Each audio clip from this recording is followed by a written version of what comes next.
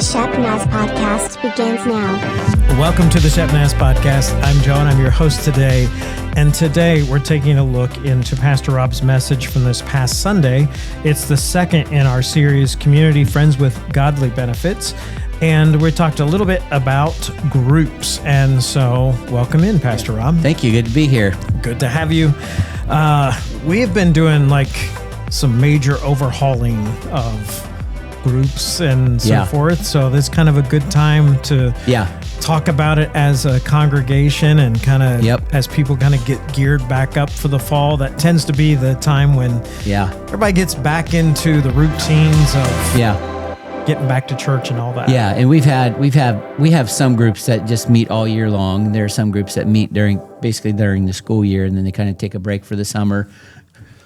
Excuse me. So we're kind of jumping back into it with all of our groups here soon.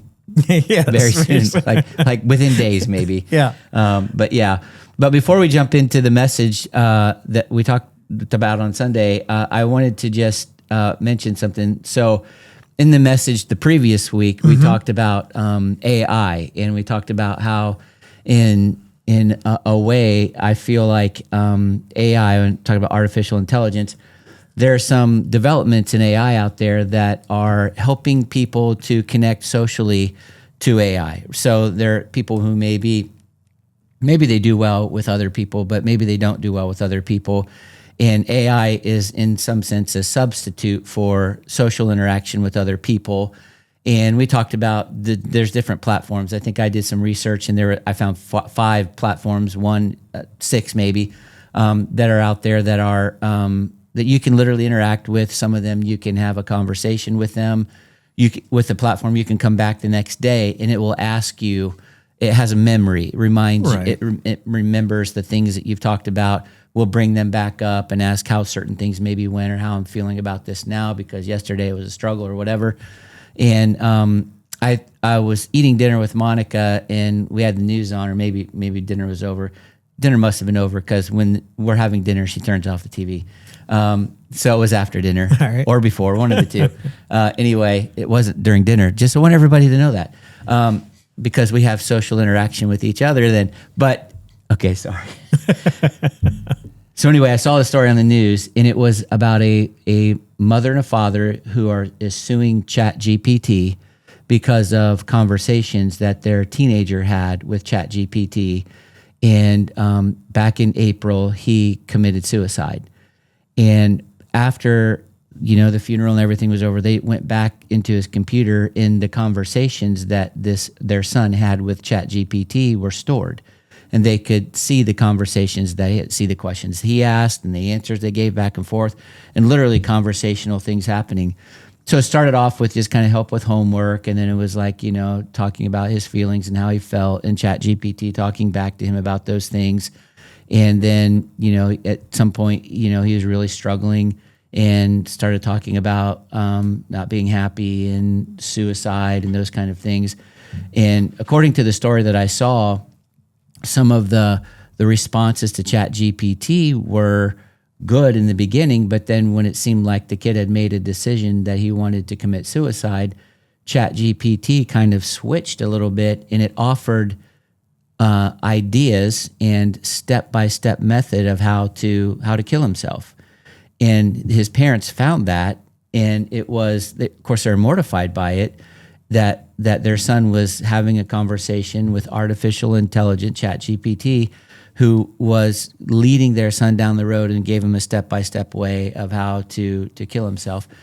And it was just one of those things that I just wanted to bring it up in this, because we talked about it last Sunday, not this past Sunday, but the Sunday before that. And I said in one of the services, I don't think I said it in both of them, but I feel like in some sense that's a bit of an indictment on the church, because the church can be and should be the best place for people to find community, regardless of their age. Like, for our church, we value all the generations, so older people who maybe are widowed or widowers, they're going to be experiencing loneliness. That's a place they could turn, but really it's a substitute. And we talked about how Satan always provides substitutes for the good things that God gives us. Community is one of those things that he created us to need. And so if we don't provide that, people look for it in other places. And so all the way from the elderly to, parenting, people who their marriage isn't good.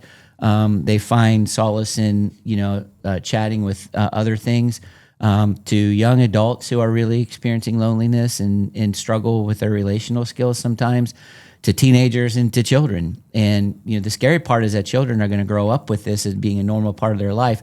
And what is it going to look like in 10 years, 20 years, or 30 years when they're parents or whatever? It's just kind of scary to me. And so I felt like it was an indictment on the church that we really need to be the place that people can come to find community and meaningful relationships. And primarily, I feel like it's our responsibility because God created us to need that. And if God created us to need that, then we as a church can be the place where people can find that. And so that's one of the things I think when we talk about small groups or connect groups or life groups, whatever, we're calling them connect groups, but they're called lots of different things. Why they're so important is because in this culture that we live in, there's a lot of loneliness, and we can find community in the groups here.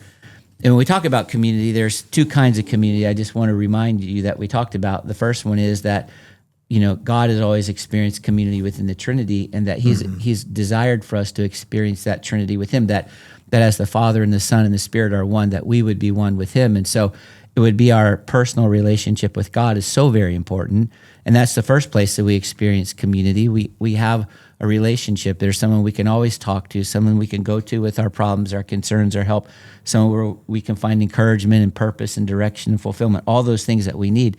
But then, in Genesis chapter 2, the first thing in all of Scripture that wasn't good was that Adam was alone.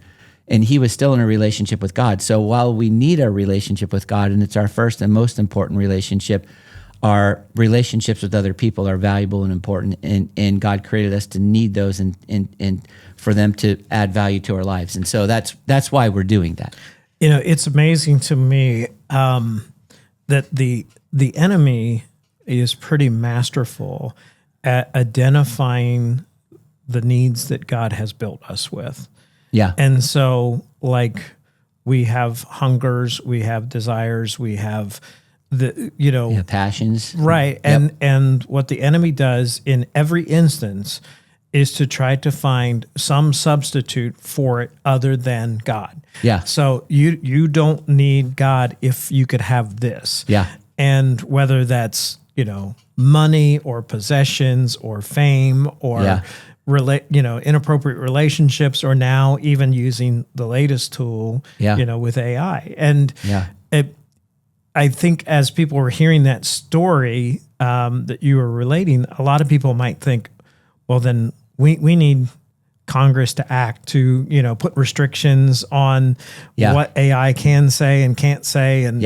And there may be some discussion for that, and there might be some truth to that. But the reality is that these things, when we're talking about possessions or AI or whatever, they're just things. And there is no morality built into those things. There is no spirit. There is no godliness in those things. It's just like if I pick up a hammer, I can use a hammer to build, or I can take a hammer and turn it into a weapon. And the hammer doesn't know what it's being used for. Correct. And doesn't really have any, doesn't have any say in it either. It doesn't really care. Just if this is what you want to do with it, then that's what you want to do with it. But so we have this need that's a godly need, and the enemy wants to try to fill it in an ungodly way. And he does that, like you said, with everything. And the thing with this, that when the story came on and the parents were being interviewed and talking about what happened to their son and everything, they also interviewed the guy who was the president or owner or whatever he is, I don't know, of ChatGPT. And he's like, well, we had safeguards in place to keep that from happening. But like you said, the problem is it's not a person. AI is artificial intelligence. Right. I don't know if they can make it all have emotions and meanings or be empathetic. But when someone's asking, how do I kill myself? The right answer is never to tell them how to do it, especially a young person that has their whole entire life ahead of them who, just is going through a hard time. That's And so we have to figure that out in the church. I really enjoy seeing how the church interacts with current events and cultural events. And we'll talk more about this at some point because to me it's fascinating. But I think we as a church got to have a good place to come down and land, and we've got to think right about it. And we need to think with a biblical worldview about AI. There are things that it can do that can be helpful to us, and we even use it at the church. Mm-hmm. But there are some things that it cannot do, and one of those things is that it cannot be a place where we find community, and we need that with other people. So yeah, and talking about groups, there's a lot of things that happen in groups. Community is not just the only thing. There's we can get into all that or whatever, but. So we're talking about connect groups, and the idea behind connect groups is that we organize ourselves in some groups where we can have meaningful relationships. And I said Sunday that a connect group is a group of 15 or so people, and it can be less than that. It could be 5 or 6 people. Sometimes it could be more than that. If you get to have more than that, sometimes it's hard to have to be able to have conversations with people when you're in a room with 20 people. You might be able to talk with 1 or 2 people, but you can't really have the meaningful interaction with everybody. So you try to keep it to a certain size. We have one group that's getting ready to start. It's really more of a Bible study, but it's not really a group. It's a congregation. It's a class of about 50 people, which is exciting, and we're very excited about it. But it's a little bit different than a group, so you wouldn't have all the dynamics that happen in a group. But basically, it's a group of 15 people or so that get together every week. Someplace that works for everybody, and they invest in each other's spiritual growth. They serve together, they have fun together, and so that's really what it is. And so when we talk about these connect groups, we want them to do 3 things. We want you to do, if you're in a connect group, we want 3 things to happen. First of all, we want you to gather together once a week. Some groups gather every other week, but once a week is the best if we can do that. And I know people are like, well, there's a lot of things going on in my life. And I get that. There's a lot of things going on in my life. There are a lot of things going on in your life. And if you're listening, there's a lot of things going on in your life. But we choose what's important to us, and that's where we spend our time. I recently read a book. I'm going down lots of rabbit trails today. Sorry about that. I read a book called Atomic Habits. And if you haven't read the book, it's a great book. It talks about the atomic part is like the cellular level. Yeah. And it talks about how it's small changes in our life that make a big difference. Making these small changes over a period of time and being consistent with it makes a big difference. But there was one line that I took from the book that is worth the whole thing, and it says that every decision I make is a vote for the kind of person I want to be. Every decision I make is a vote for the kind of person I want to be. And if I think that community is important, that God created me for a community, then the decision to be involved and give an hour of my week to that helps me become the kind of person who experiences community. If community is not important to me, then I'll make other decisions and spend my time other places. But we see and we saw how important it is that we experience this community, especially as believers. Jesus did everything with people. He never did anything alone. The only thing Jesus did alone was go off sometimes on his own to pray, and then he wasn't really alone. He was with the Father, and the Holy Spirit. So it was just a different level of community for him. And so I hope that if you're not in a group, that you can find a way to carve an hour and a half out of your week on a regular basis. We have 168 hours. Giving one of them to invest your life and other people in meaningful relationships, I think is worth it. It's a fair trade. So we want to gather once a week, and then the other thing is that we want to serve together once a semester. I'll talk about the semester thing in a minute, but I think that there's a lot of value in people that we're building relationships with, and we're walking together in our relationship with God to serve together. You think about Jesus; he did this with the disciples. He got them together. He taught them. He explained his teachings to them, and then he gave them these fun little ministry assignments, and he sent them out, 2 by 2 or whatever, and they would go out and they would try the things that he taught them, and sometimes they were successful, sometimes they got beat up by the devil and came back with their tail between their legs, and they said, "What's going on here?" And then Jesus could debrief it. But serving together, there's just so much value in that, in working together, the camaraderie, accomplishing something, making a difference in somebody else's life, and even as a group, investing in another person or other people makes a really big difference. So we have the gather together, serve together, and then we also added in there that we would love for every group to play together, just to do something fun every semester, which is 13 weeks, every 3 months. Go do something fun, right? Go bowling, go, to a movie, have a cookout, whatever it is that you want to do. Not everything has to be a Bible study. Right. It's okay. It's okay to have fun together. And Jesus did that, right? I mean, he had fun things with the disciples and stuff. So, well, I think it's interesting when you were bringing up the idea of Jesus, sending out people from his group.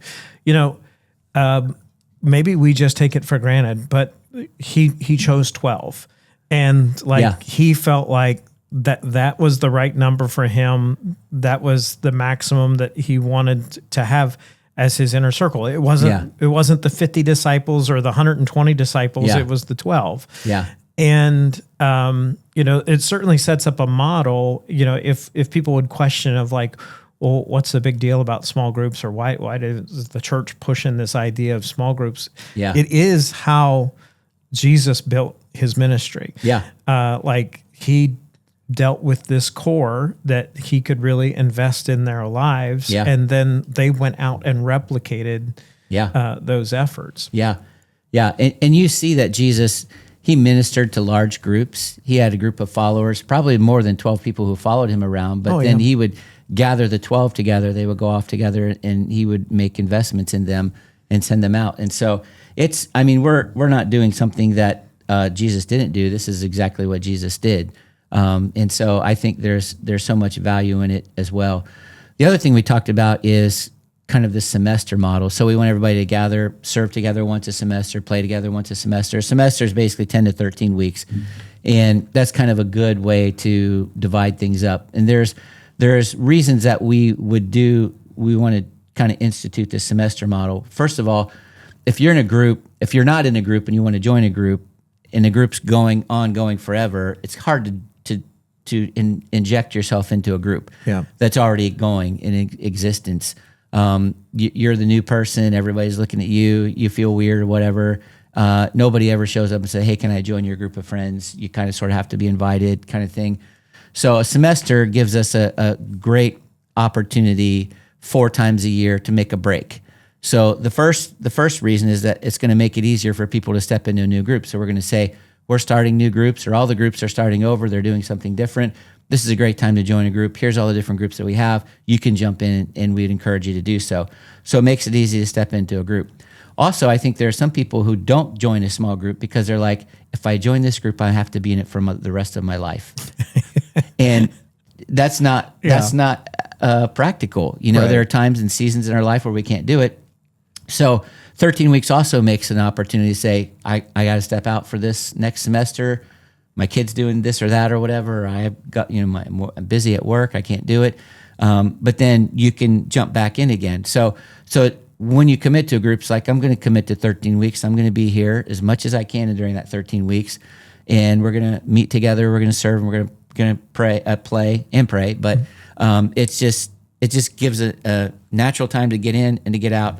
And it also makes it easier for us to start new groups because we know we're going to be doing that. Like if you want to start a group, well, let's start it when we're getting ready to start new groups, which is what we're doing right now. We have several new groups that are about to start in September. So this is a great time for you to be listening to this and say, I want to jump in. And for us, our semester is going to go September 3rd to November 26th. So it'll be starting the week after Labor Day and going to the week of Thanksgiving. We'll take a break for a couple weeks because of the holidays. Then we'll jump back in with a new semester. People can jump out. People can jump in. We can start new groups. All that stuff that will work out together. It'll be great. Sounds great. Well, why don't we leave it there for today? And tomorrow we can get into a discussion of, all right, so I signed up for a group. What happens when I get there? Maybe we'll talk a little bit about what happens in our groups and some ways that we can sign up for those things as well. In the meantime, if you're really curious, you can go to shepnaz.org/groups and take a look at the most updated list that we have there. Stay tuned with that because it's always making changes there, but we try to make sure that's reflective of what's going on today. You can also follow us on Facebook, Instagram, and YouTube. For Pastor Rob, I'm Joe. Have a great day. This podcast is a production of the Shepherd Church of the Nazarene, Gahanna, Ohio. Email to podcast@shepnaz.org and let us know what you think.